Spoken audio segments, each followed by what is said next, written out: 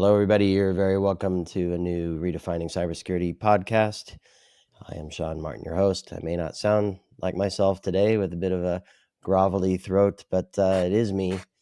And I still get to talk to the coolest people about the coolest topics, all in support of, well, generally helping the business create a safe and secure business and protect the revenue that it generates.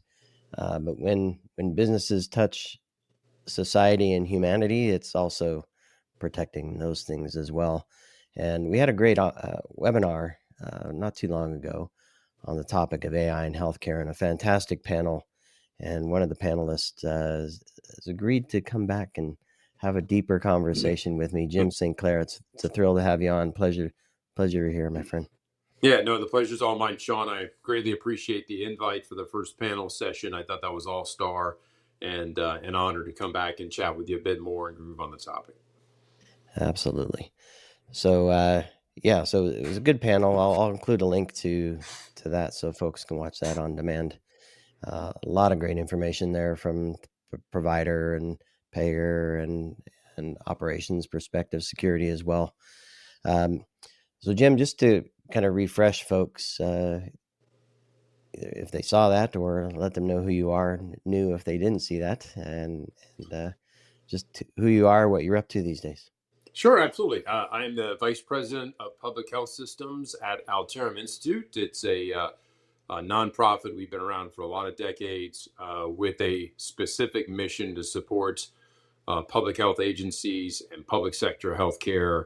Obviously interactions with federal healthcare, HHS, CDC, other federal agencies and HHS agencies, and then state and local public health agencies. Which in my division, we do interoperability, IT solutions, integration and engineering, and of course, with that context, steering the division in the direction of artificial intelligence and machine learning to be able to support for public health and public health data. Yeah, a lot of great stuff there, and I'm sure there's a lot of little branches or leaves that come off all the things that you just mentioned as well. So you reminded me of the interoperability thing, which is part of the conversation we had on the webinar as well. What are you seeing? Well, maybe big picture AI, but I think ultimately I want to get to some of the interoperability things, because data and now access to the data through AI means we have to have all these systems connected. But I guess let's back up for a second. We won't go there yet. What are you seeing and hearing in terms of public health and AI being part of those conversations? What are they looking to do? Do they have purposeful ideas, or are they saying, here's AI, let's go explore? What's some of that state of the union, if you will, in that regard? Yeah, and I'll break down into some tiers and some stratification. Obviously, the first challenge is that public health has a real challenge at the moment, right?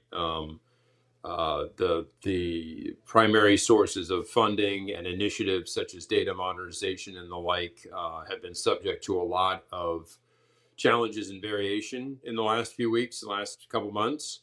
So we are trying to work very closely with all of our various clients, federal, state level, et cetera, to help navigate that. So there is some dust settling that has to take place with that over time, and kind of see where things are going next. Even so, what we have historically been engaged in and so far fortunate to stay engaged in is helping a lot of public sector organizations continue what was brought about after the pandemic in the way of modernizing systems. And with that comes a lot of interoperability. So there's been a tremendous amount of work done both nationally and globally with new data standards, health IT standards, certified electronic health record systems, et cetera, that create new ways to generate better interoperability and data sharing. And there are various software products, various data standards and the like that we leverage to do that. Within public health, there's a number of use cases around registration of the registrar. So things like births associated with birth certificates, deaths, other disease surveillance. All of those are very important, almost daily points of information that public health agencies work with to be able to provide reports and statistics and generate other data. And we've been integrating a number of different solutions that increase that interoperability. And what it comes down to is any public health agency having access to data easily and easily generated from someone coming in to see their doctor or the local coroner reporting who's passed away. Interoperability in a lot of cases isn't just about the exchange of data more easily, but being able to report that data more easily and make that data available more easily, so that it isn't some manual process or log into three different systems and provide information. So all of that is continuing to be underway. And then leading up into AI, as we talked about in the panel, as well as I'm sure what other people are seeing, how does AI and enabling processes with greater automation, with greater analytics, benefit some of these processes for collecting data? Once you've collected the data, once you've improved interoperability, what can you do to draw better conclusions or better predictive analytics? And that's where I think AI is starting to take root. So the reporting thing is interesting to me, and there may be something there or not. I don't know. You'll tell me. Do public entities have a greater requirement to report on stuff versus the private health sector? In terms of, I don't know what the obviously how many new births, how many people die, maybe some stats on measles, just to pick something, or I don't know. I'm assuming those are the types of reports. Are there different requirements for the different agencies separate from Yeah, private? great question. There's a number of requirements like reporting to the the part of CDC still functioning around vital statistics and collecting all of that information. And then there is what the specific state laws and regulations are around how that data is collected. And then lastly, of course, is you don't want to come up with yet another requirement for a physician to stop and have to submit this report or process more information or something along those lines. So it's a combination of both what regulations are required are requiring for data to be collected. What is it that states want to be able to see and understand for their state populations? And then not coming up with yet one more thing to ask a physician to have to do. So make it easy to be able to get that information from the HR or pushing a button for submitting a report. Make that information readily available for the state public health agency to work with for their own benefit as well as for whatever their federal reporting requirements are. And then lastly, what does that information tell you? Just for instance, this past week, talking on topics of cancer registries, where we're doing some work in various states. The states are meeting their requirements and they're looking to increase their interoperability and collection of information for cancer registries, but yet the reporting requirements say you've got up to 18 months. So when you want to know, hey, in the last month, how many people got cancer in this zip code, you've got to wait 18 months before all that information is put together. And that's not to blame on the system or the people sitting in front of the consoles. That's just the nature of the procedures and the regulations they are right now. So, is there valuable information that may be collected more efficiently or more timely to get new public health answers that aren't being collected at the moment? So is this a question of, so it's so it's not the people, not you said it's not the system necessarily.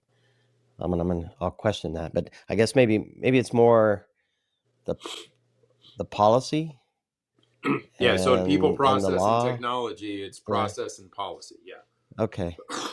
Yeah, because what I'm thinking is, I'm sure there's a lot of legacy stuff, especially in the um, public sector, right? You don't have a lot of money to redefine things and redeploy new things and tear down old stuff, kind of keep it all in place. So I'm just wondering if there are reporting requirements that are antiquated. So we're not asking the right questions, or we're not reporting on quote unquote the right things. and we're just carrying that legacy stuff along, and therefore we're not getting the most out of our data?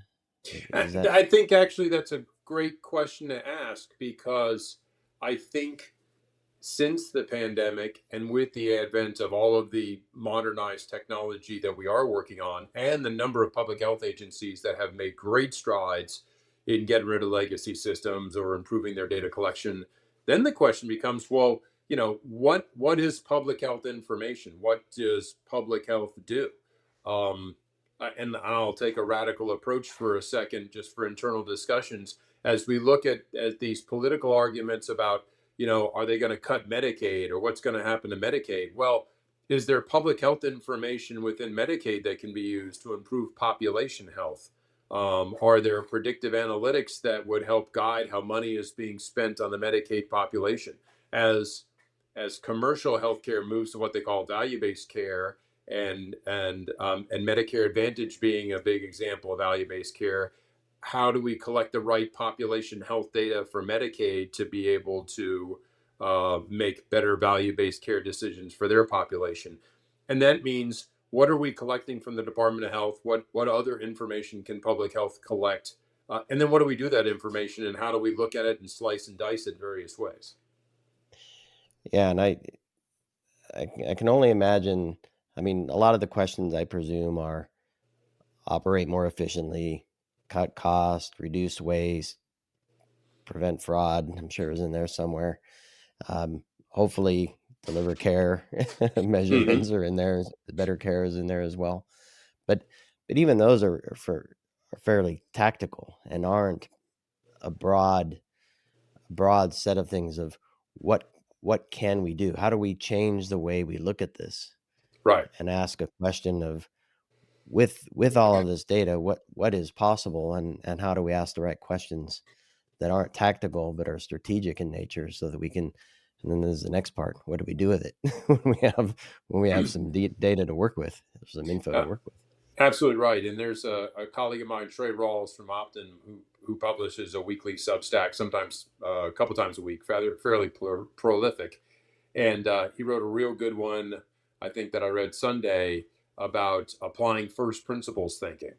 So if we look at AI and interoperability and big data as ways to rethink the information we have available, the knowledge we can develop for it, well, what is a first principles way of looking at how we're doing an entire process, or what we do with the data we're collecting, or the answers we're trying to get?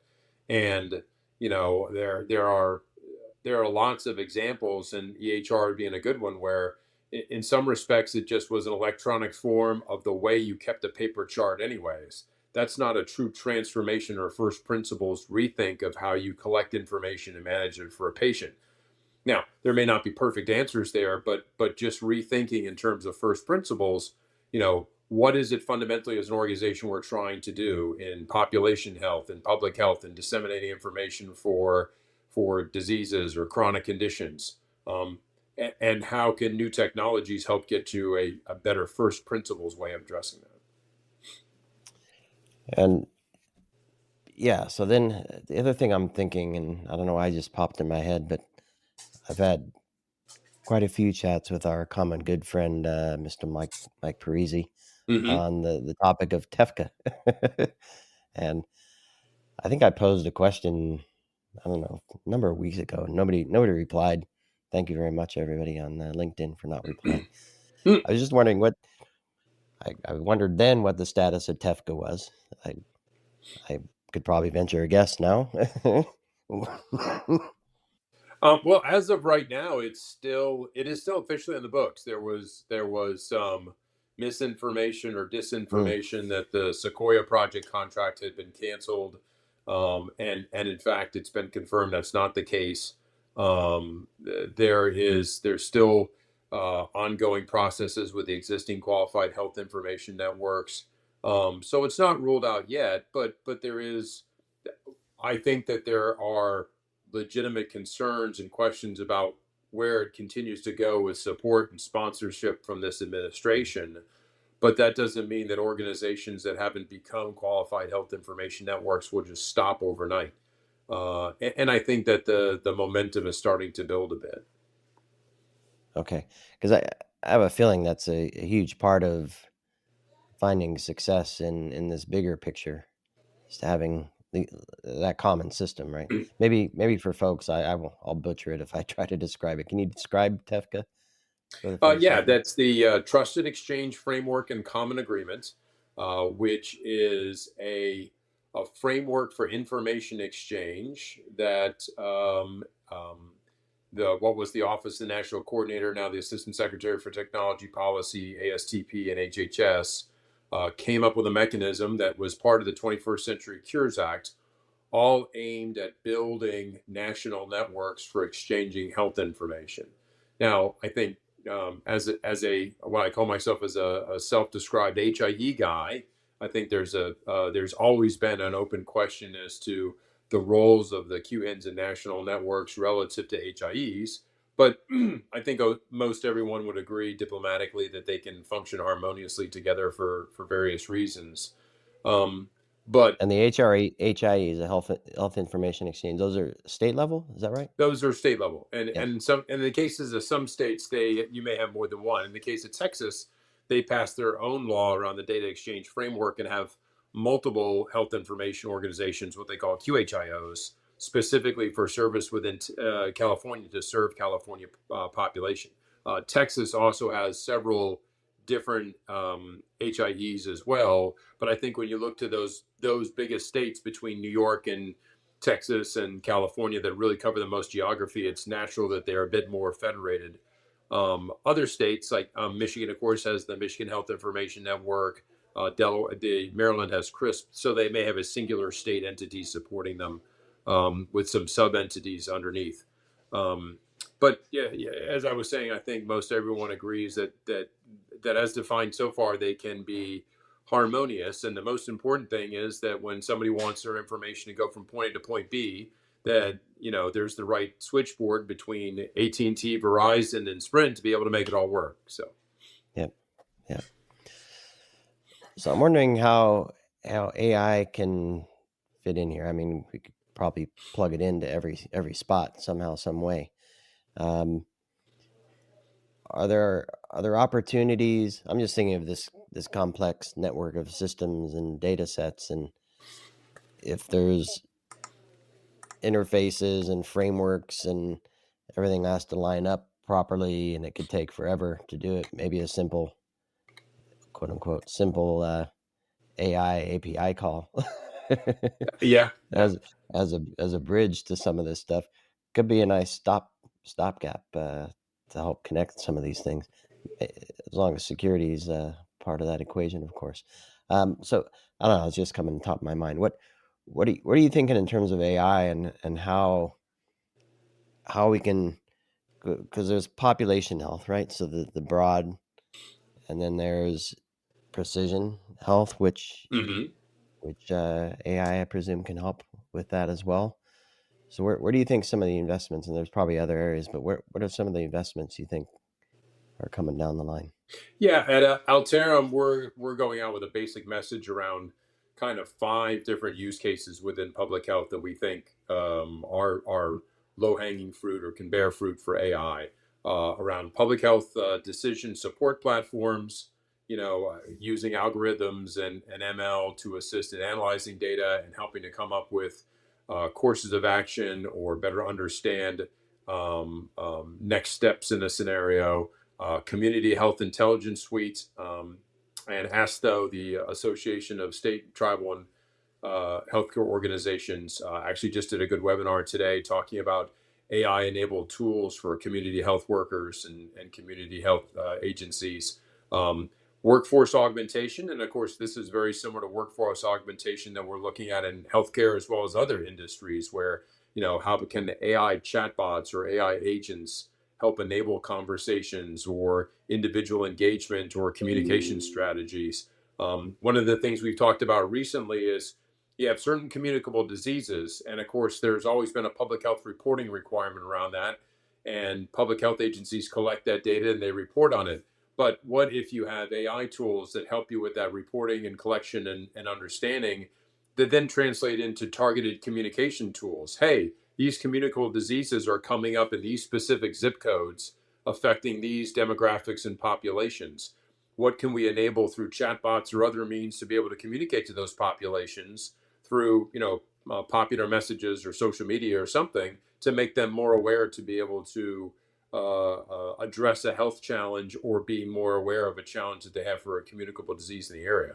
That could be an AI enabled workforce augmentation that would have taken 4 or 5 people doing tasks that now could be better automated by AI going forward.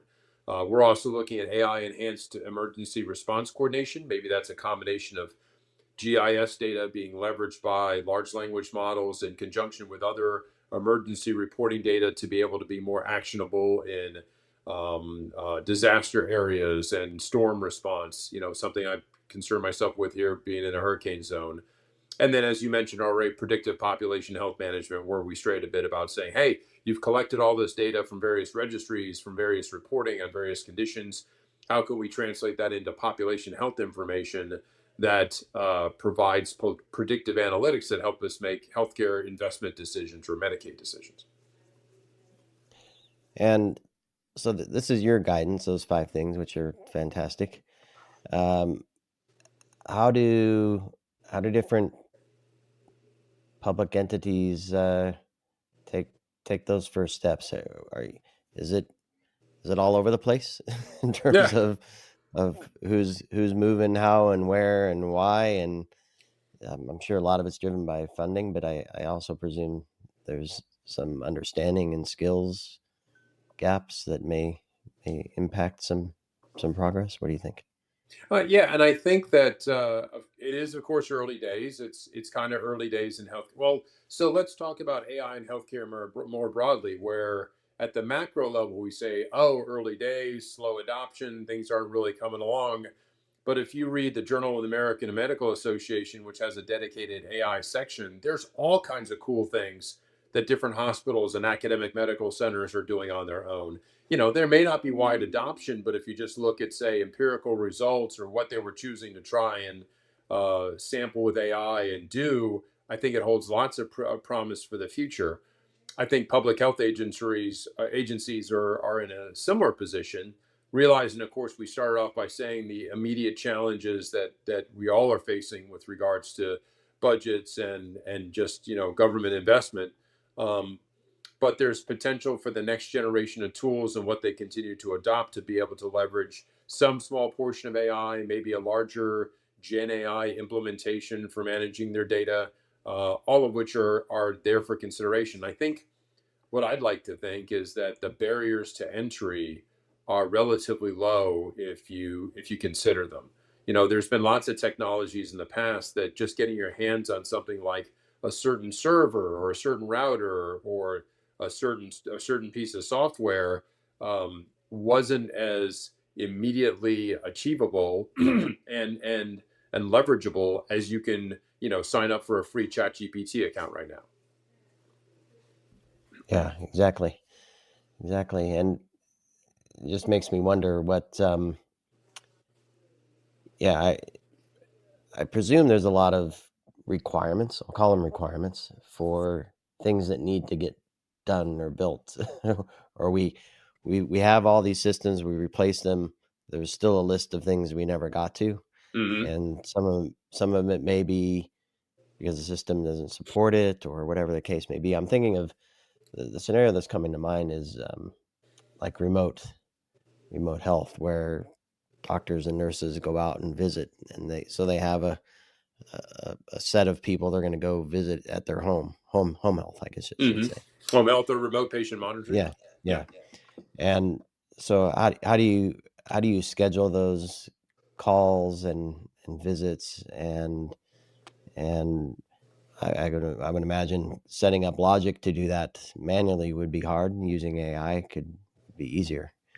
Um, that's probably a lame example, but I think it's a great example. And if I could elaborate on it for a sure. second, um, I think you just described the scenario. So let's just say, for argument's sake, it's three people in a rural area that have responsibility in some fashion to follow up on whether it's home health, remote patient monitoring. Um, can all three people cover the geography necessary to get to Mm, the necessary number of patients? How many of those patients lack the resources to be able to get to some healthcare center to be seen versus having someone go to their house? There's a whole range of remote patient monitoring tools, and not just the wearables and the Fitbits, but real live medically approved wearables that and remote patient monitoring that get reliable data that really just pose a challenge if you don't have something like big data and AI to potentially do analysis for you. So you could have whether it's prompts or agents set up that query for specific information or are looking for trends or let me know when Mrs. Watson has another AFib episode as an example, and that information is fed back that help tailor and improve or augment what those three people have to be able to do every day. I like to use the term force multiplier because it's a moniker we had from DoD because we'd say, well, with this weapon system, it's a force multiplier. I have this one weapon. Instead of sending in two squads of troops, I have this one weapon, so that makes it a force multiplier. Okay, well, instead of sending in two squads of healthcare workers that don't exist, and I've only got three,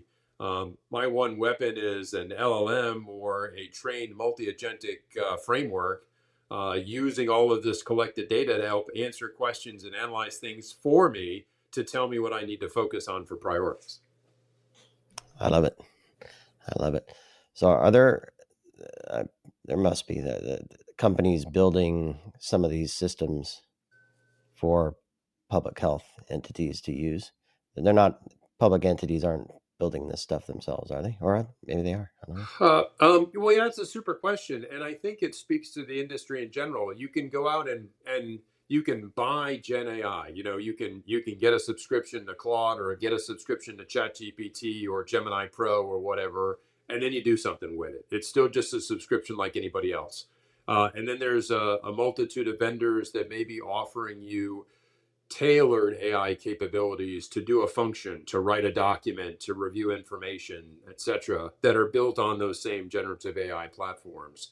And then you have the cloud service providers themselves, the data center and technology providers, AWS and Google with the cloud platform, Microsoft Azure and their AI work.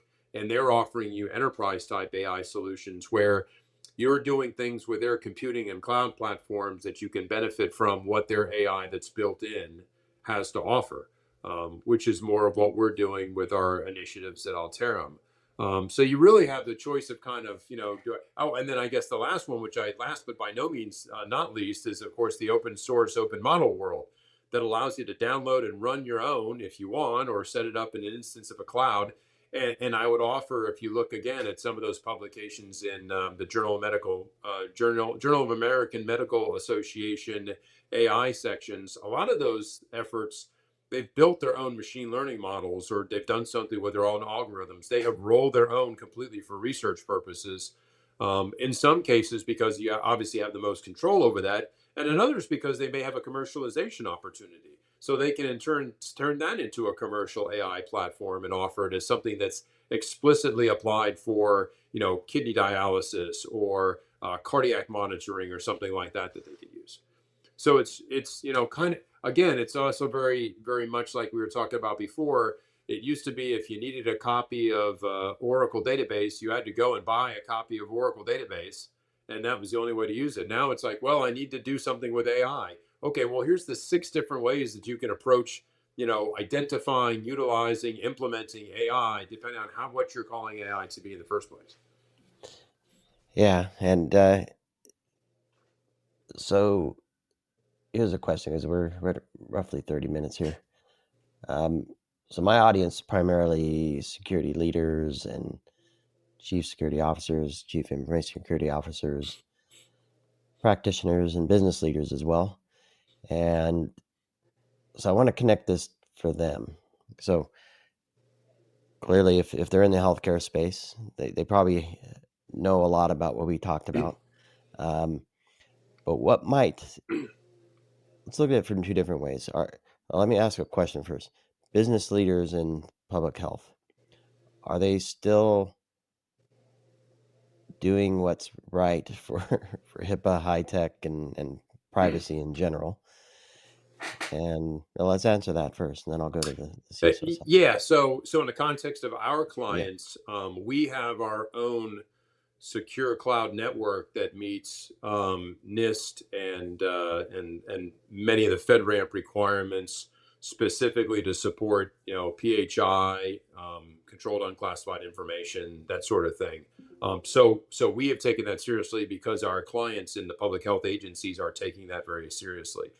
And I would say to you, as So they're somebody who's not they're been not laxing because they're chasing the shiny new thing, and they'll get to the privacy stuff later. Are they Yeah, holding no, on to the course? that's a great way to ask the question.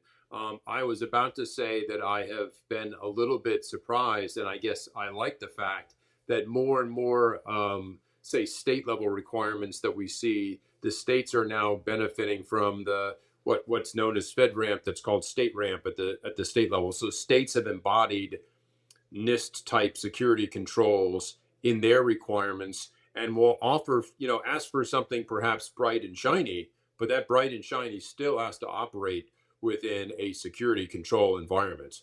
And we're seeing that quite a bit. I think that's very heartening as a guy who believes everything that's done in the cloud should be done in a FedRAMP environment. Preferably FedRAMP moderate or high. So in that context, as we talk to clients about AI and doing things with AI, I like initiatives that involve generative AI, and I'm not here to bash generative AI, but generative AI is a rented service, just like any other online service driven by APIs.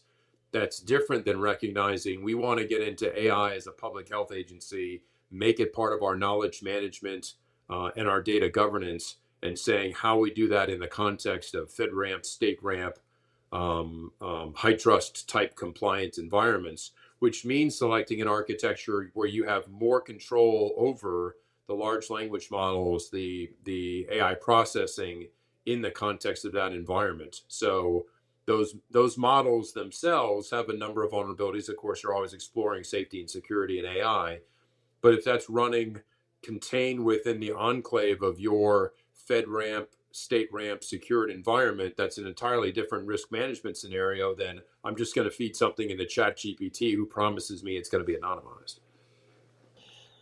All right, so that's great information. Thank you for all that. Let's switch it to the CISO now.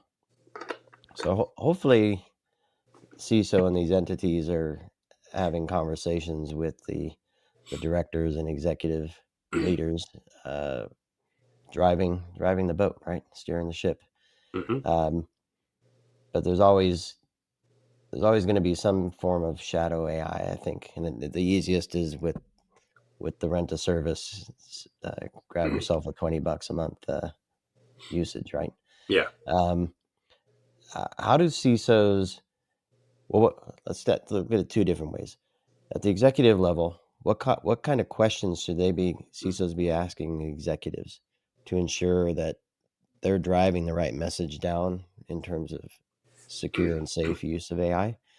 And then the other way up, what should they be looking for to see if there are signs of AI being used that's not, say, sanctioned or uh, completely well understood at the business and operational level?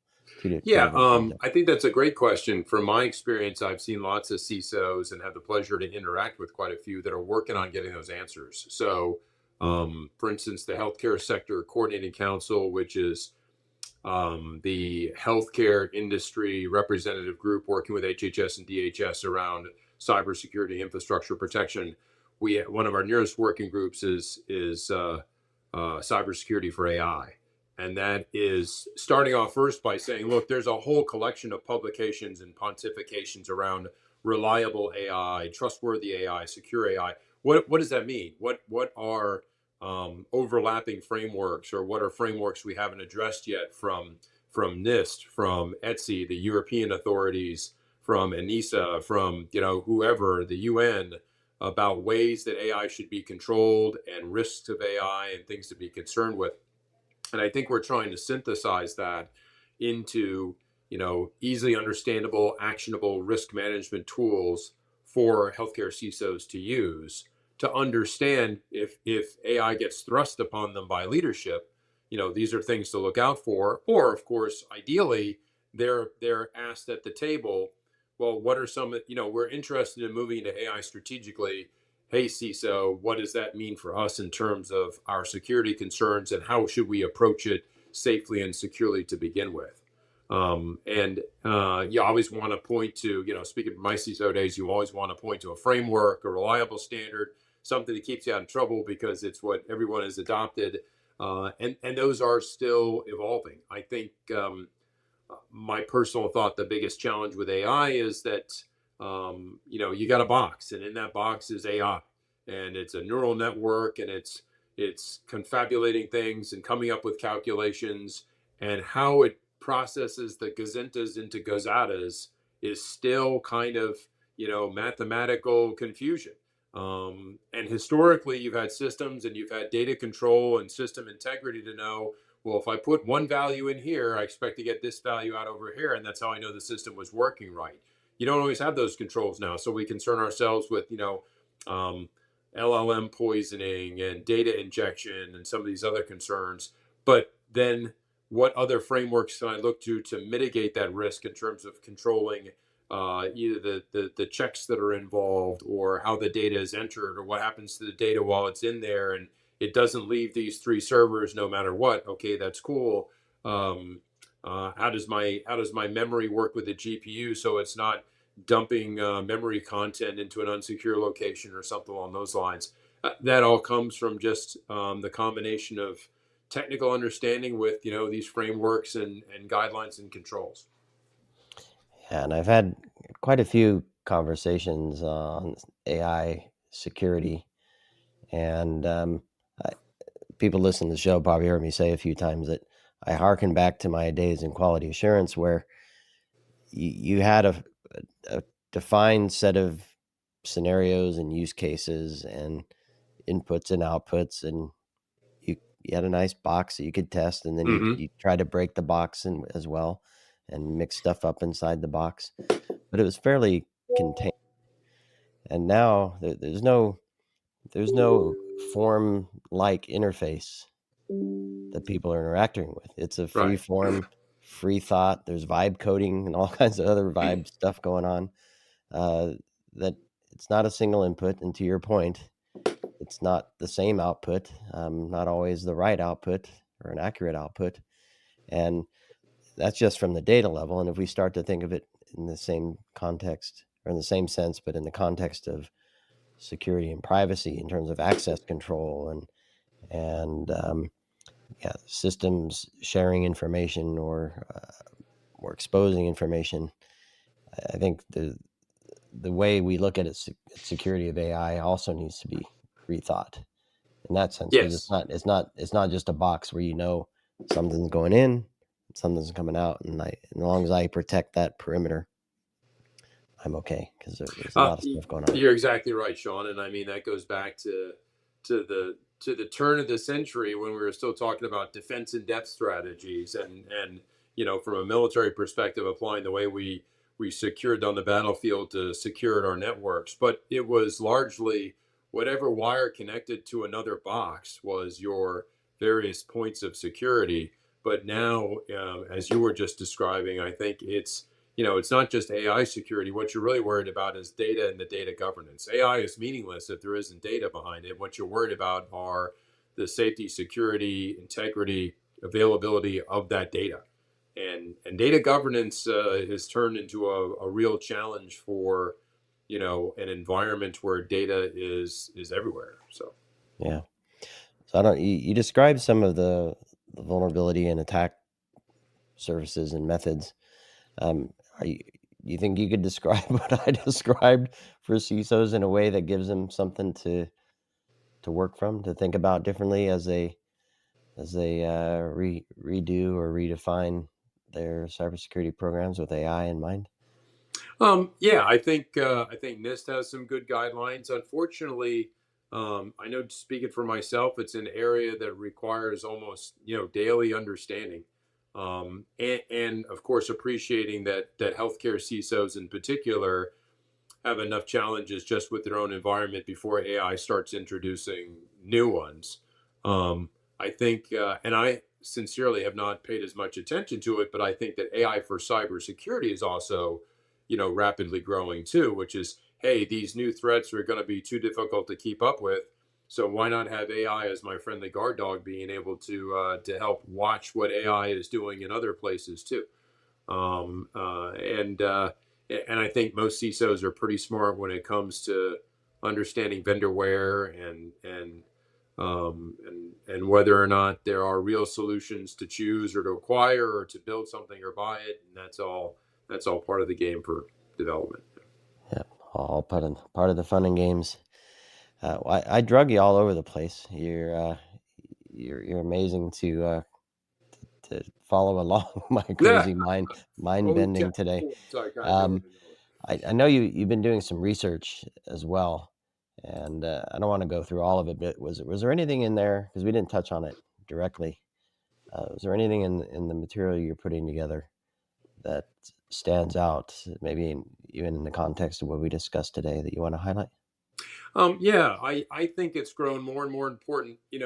Taking a look at the AI research stuff that I read and skim through every day to translating into real live AI adoption and where that gap is. I don't think you can understand the trend in multi-agentic frameworks. So there's still a very general understanding around AI being Gen AI, which means Chat GPT or an LLM. What multi-agentic frameworks are capable of doing, what smaller language models with multiple agents can do, is only just being discovered, and that's really where I think the cow is going to knock over the lantern and set the barn on fire. Yeah, So that'll be the I'm with you. next area to explore. I'm with you. And I had an introductory for myself anyway, conversation on agentic AI and with a hint of cybersecurity. Ken Wang from OAS, I think he's AI Oh Exchange. yeah, yeah, yeah. Yeah, Ken's a good guy.